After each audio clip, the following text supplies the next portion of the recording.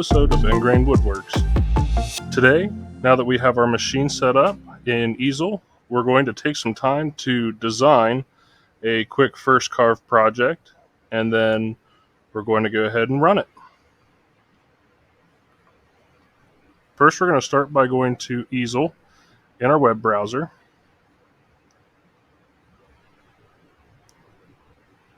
And go ahead and sign in once you're there.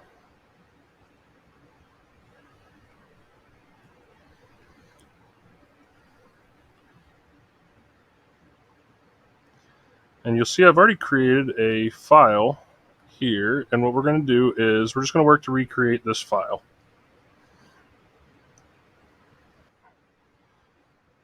So I'm going to create a new workpiece so that we can start from scratch here. And what we'll do first is we'll make sure that our machine is connected to our easel software here. So you'll see mine just turned green, which means that it's connected. If you don't get your machine connected and you've followed all the steps previously, maybe if you moved to a different USB port or made some kind of change, that might be an issue. So you'll click the blue Carve button to go and enter that new COM port.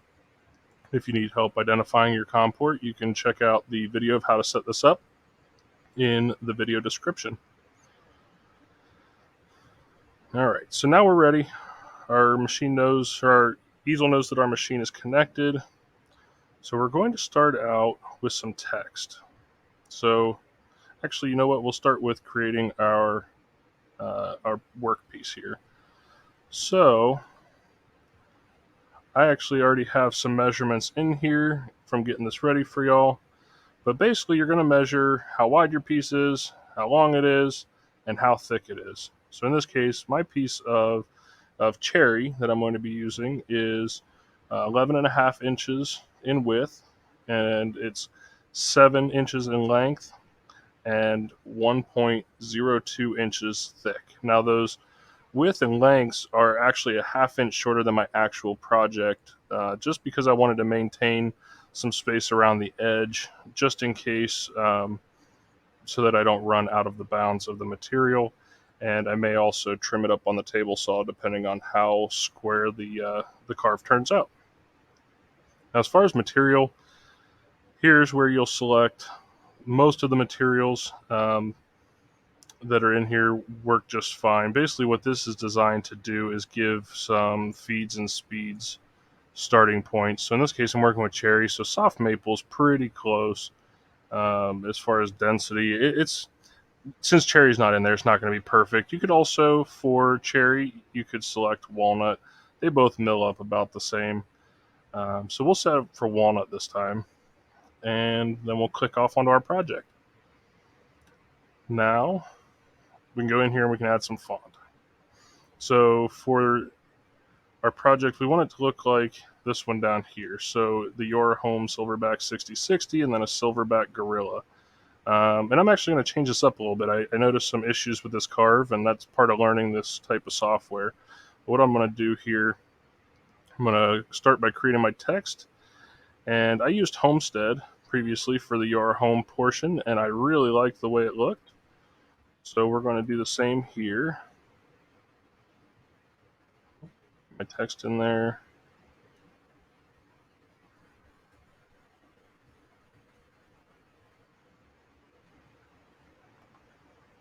All right, so Your Home. And then this next one where it said SilverBack was, I believe, bangers. So we're going to create a new text field. And yep, it was bangers. So we're going to select that, and we're going to type SilverBack. Let it catch up here.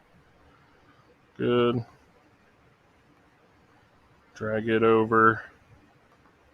And then the last part we're going to do is the 6060 portion, and we'll do it in bangers as well.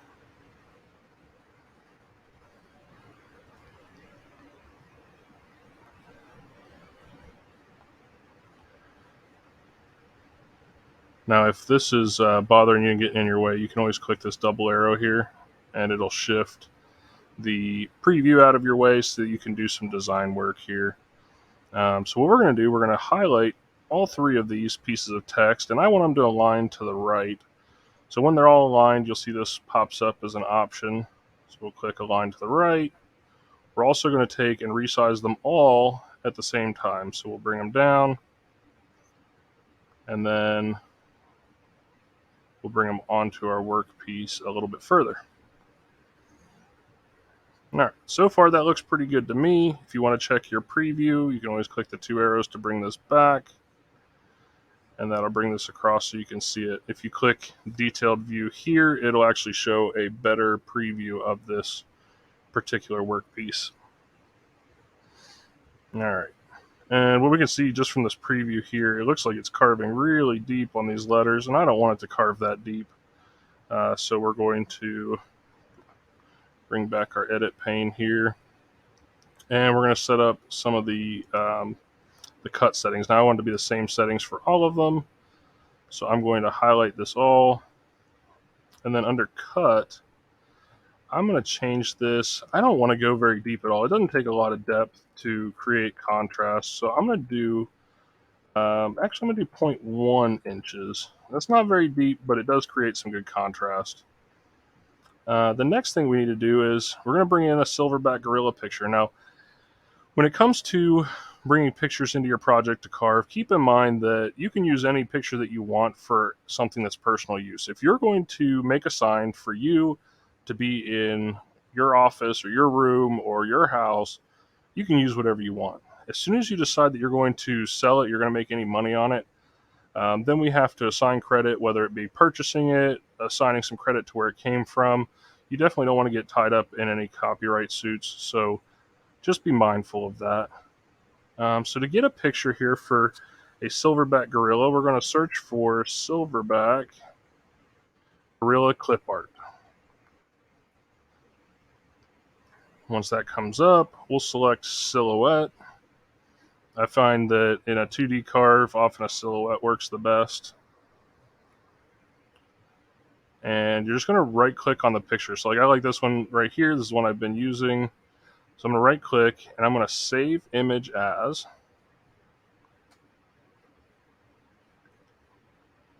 And when this pops up, we already had one downloaded, but we'll do silverback 2.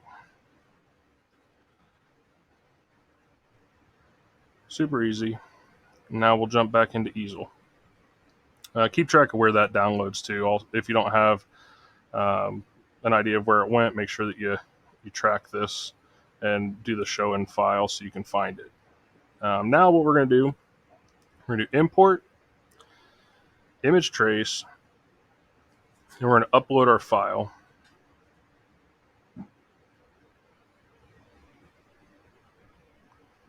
And we're going to select silverback 2. And then click upload down in this bottom right.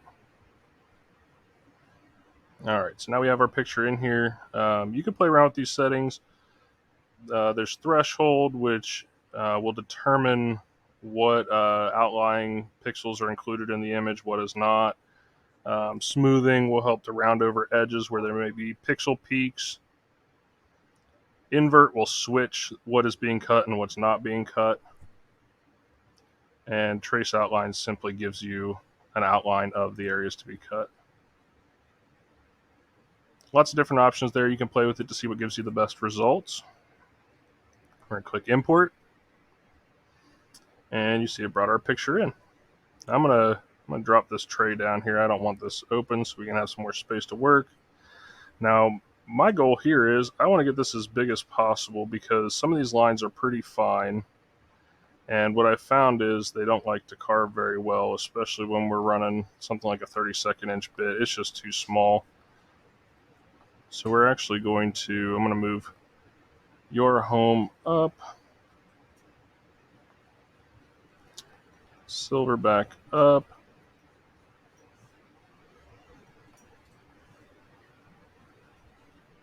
and 60/60 up.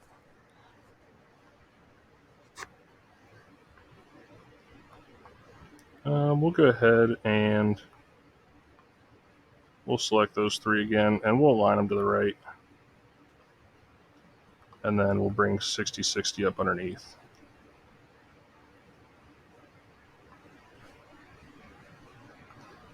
And one last time, align it to the right. All right, now we have some good clearance on this piece.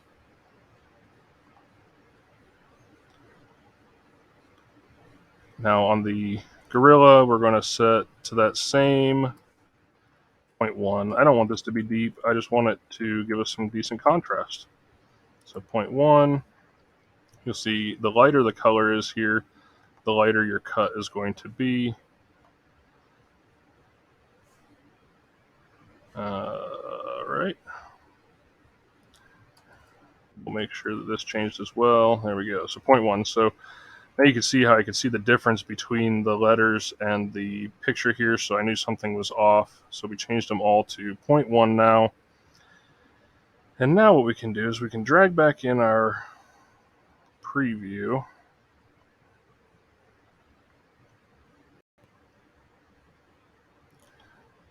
And it's generating here. Click detailed view.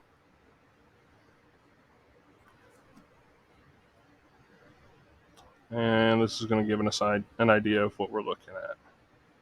So you can grab and rotate and move this around so the light hits it in different directions. There's like a false light source in easel, so you can see the shadows where your cut lines are.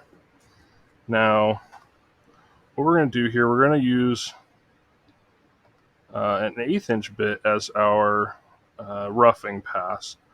Now, I purchased some of these 1/8 inch end mills that are just cheap Chinese made end mills that they do a really good job with hogging out material in small carves like this. The thing is, they are really fragile. They do tend to break, so you can buy them in packs of, I think they come in packs of 10, and it's absolutely worth it to pick some up until you get used to using your machine and decide to invest in some higher end bits.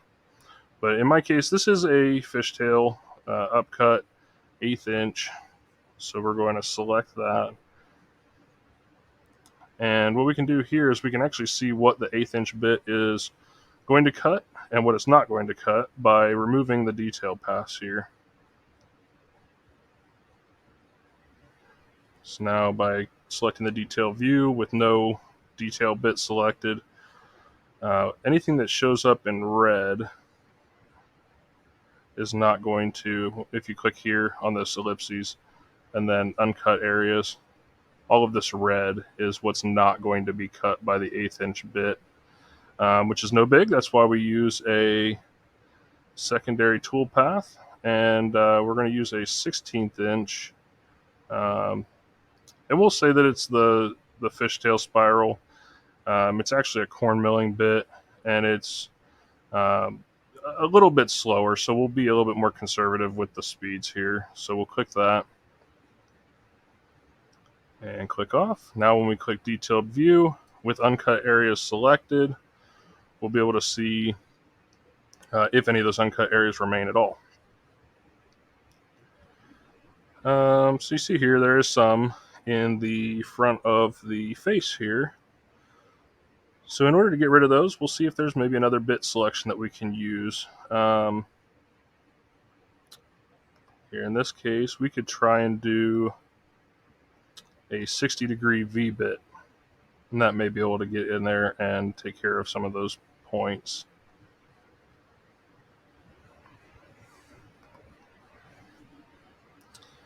Generate this preview again.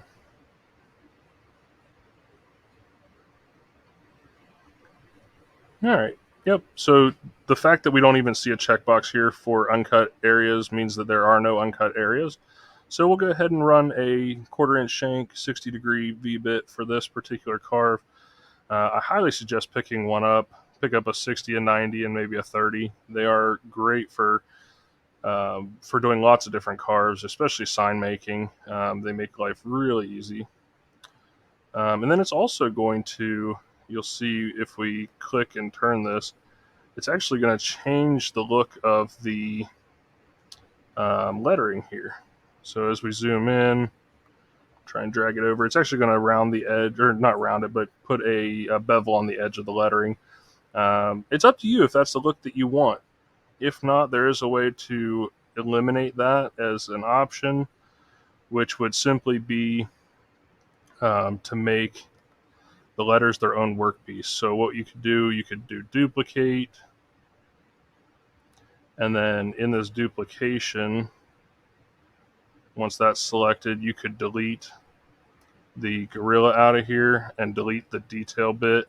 That 1/8 inch bit should be plenty to be able to get into all the spaces.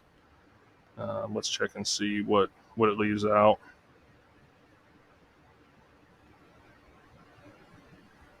Looks like some tiny little slivers at the edges of some of the lettering. Not a big deal though, you could carve that separate. And then what you would do is you would take, on this particular page, you would take the lettering off altogether so that you're just carving this, which is its whole own carve, and then you would come in and you would carve just the letters. So it's however you want to do it.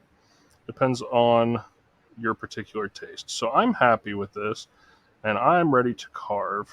Or actually, I'm ready to set some cut settings, because if we carve right now, we will not have fun. So whenever you open this up, it's always going to come up with some automatic feeds and speeds based on your machine settings and predetermined information for the material and the bits that you select. You could run this. You'll learn as you go what works well and what does not. In this particular case, the 1/8 inch upcut spiral bit, I like to run it at 50 inches a minute, and it can run faster, but it depends on the material that you're running it in. I run a faster plunge rate simply because I run a plunge, and I don't like waiting for the plunge every time when it's set on a slower plunge rate. If you're running a vertical plunge, then you would want to select a slower feed rate there. And since this is only a 1/10 of an inch deep, we're going to set the depth per pass to cut all the way in this particular cut, which is absolutely fine with me. Spindle speed doesn't matter because we have a control knob to control our spindle speed, not it's not controlled inside the controller itself. For the detail pass with this particular 60-degree V-bit, I know we can run it pretty fast, so I'm also going to run it at 50 inches a minute, 12 inch per minute plunge rate, but in this case, I'm just going to run it as a standard vertical down because it does cut well on a standard plunge. And then the depth per pass on this one, we're going to change to 0.1 as well. And we can close out of cut settings. Now, if we click simulate here, it's going to tell us how long it estimates that this particular cut is going to take based on the speeds and feeds that we selected. Now, this is simply based on their experience. Every machine's a little bit different, so it might not work out exactly the same.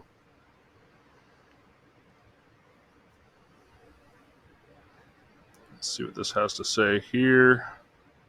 It's finishing up the detailed tool path. It looks like 10 minutes to do the roughing, and then 42 minutes to do the detail.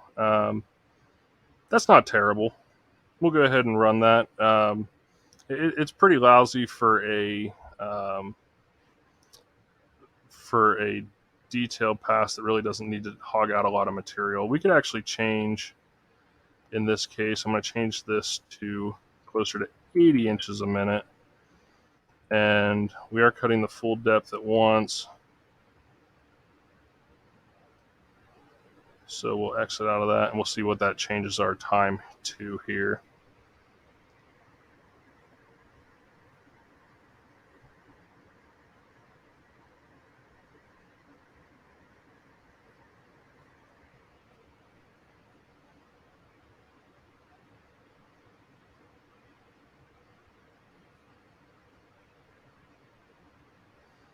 All right, so it looks like it did improve our times a little bit here. 10 minutes for the roughing, 37 minutes for the detail.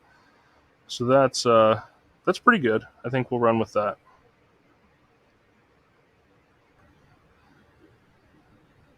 All right, so we're going to go up and we're going to click Carve to start our carve. Have us home the machine if we haven't already homed it.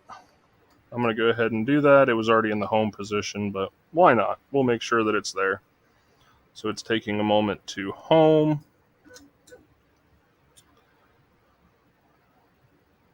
Almost there. Perfect. Now it says to enter our exact material thickness. I already took some measurements on this, but this particular piece of material is 1.02 inches. All you have to do is grab a pair of calipers, something like this. It's going to give you a really nice readout. These aren't very expensive. I'll link it down in the description. They're available on Amazon. They're usually next day delivery for the US, at least in my area. So they're cheap. They're not the best on the market, but they're good enough for what we're doing here. If you want a really good set, you could grab something like the Mitutoyos. They're fantastic, and you'll really like those, and they'll last a lifetime. So we're going to confirm the material thickness here. And then it says to make sure that our material is fully secure before we continue. And this is really important. Basically, when you secure your material, I secured this down with double stick tape. And it's just basic X-fasten, double stick tape. And if it's really hot out, sometimes this tape doesn't like to stick. And this will get a little bit of a wiggle to it because the glue on it's just a little too tacky. If for some reason your material moves at all, fasten it a different way or refasten it. If it can move, it will move when it's carving, and that's the last thing you want is a messed up project because of something you could have avoided from the beginning. Our material is secure, so we'll click Material Secure. And then we're going to choose our roughing pass because we are working with our roughing bit first. Click Continue. It's going to confirm the bit that we want to use, and indeed we want to use the 1/8 inch upcut. And then it's going to have us zero our X, Y, and Z axes. So first we're going to start with the Z, and we're going to jog the machine into our material. So I'm actually going to speed this process up by entering a higher number here. So we're going to go 5 inches at a time and run the machine up to our material and then over close to our Z, or our zero position.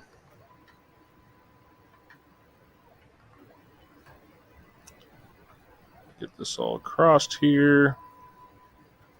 Oh, passed her up a little bit. All right. Let's run it back. And basically we're just trying to hover over top of the board because we don't want to zero off the bed. We want to zero off the board. So we're going to confirm that it's over the bed. We already have our lead plugged in. We're going to attach the clip to our bit.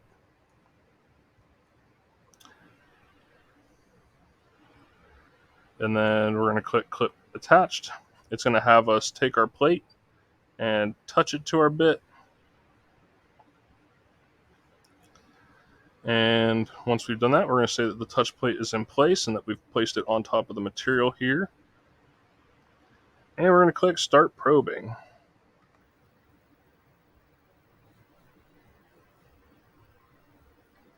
Perfect. All right, so we touched down. It retracted its 1/4 inch. We're good to go. We're going to move our probe out of the way.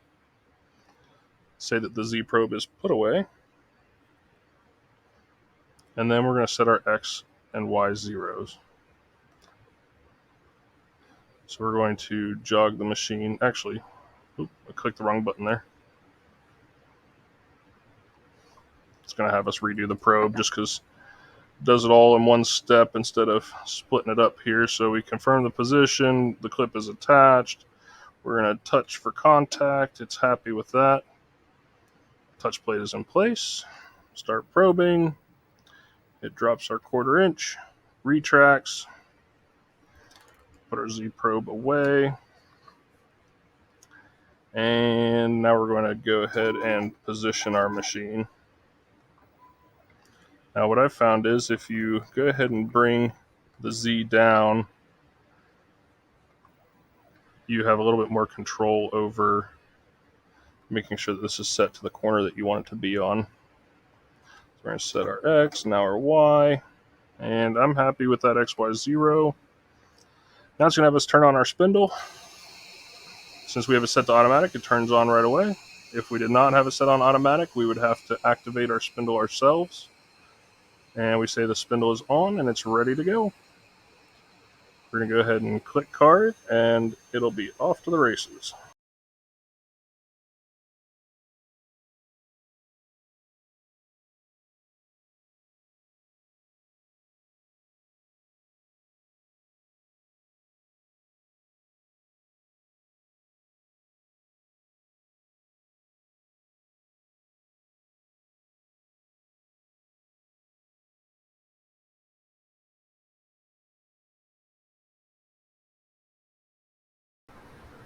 Alright, so now our roughing pass is complete, and you'll see here it comes up with Carve complete. And we can tell it everything went great. We can save these data points for this particular bit. And then we can exit. Now we're going to do our detailed bit pass. So we can click through all these things we already did. Detail pass, next. We're confirming that we have the 60-degree bit there. And now we'll go ahead and change out our bit.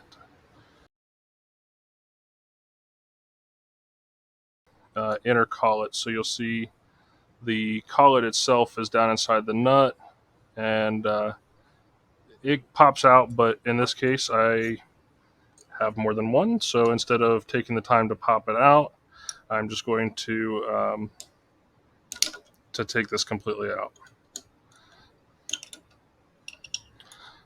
So I will remove my 1/8 inch collet and bit, and I will go ahead and slide in my 1/4 inch collet with my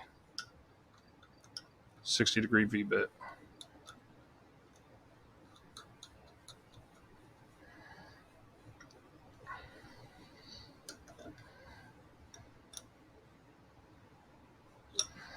Alright. Now we have to jog this slightly back onto our workpiece so we can set our 0. And we'll raise this up just to make sure we clear. Alright. Now we're going to click probe to set our 0. We're going to confirm that it's in the right spot. We attach the clip. We're going to make contact so it knows it has a good communication. Touch plate is in place. And then let it start probing. Perfect. Now we'll take this away. And we're going to lower our Z height so we can figure out where our actually, we're going to use the last XY0 because it should be centered on the bit anyhow. So we're going to utilize that same 0. Turning on the spindle. Spindle is on. And we're going to carve away.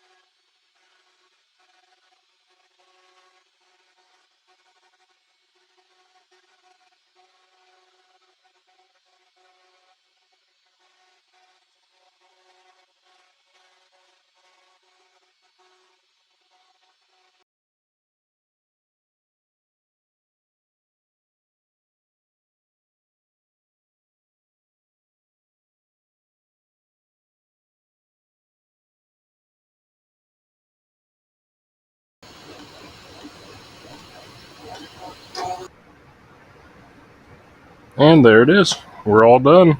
That went great, so we'll go ahead and save these settings. Back that out there. All right.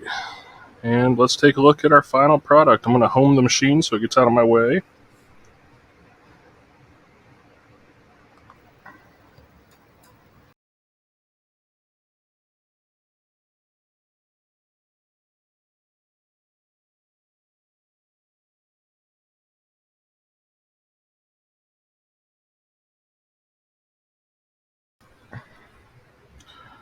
And there it is.